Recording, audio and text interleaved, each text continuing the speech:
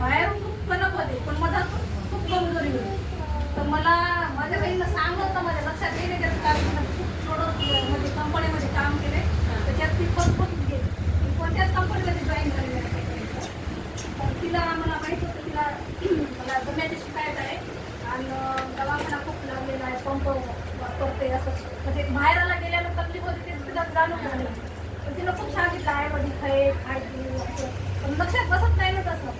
तर आता मी खूपच म्हणजे मग ते आम्रपाली मॅडमला झाल्या, त्या दोघी चौघी आल्या, त्यानं मला त्या न्यूट्रिशनबद्दल माहिती सांगितली.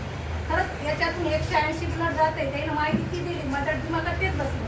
खरंच आपलं ब्लड जाते, मिसळच आता खाते, फळं तर खातच नाही, आणि ते भरून कशामधून निघते.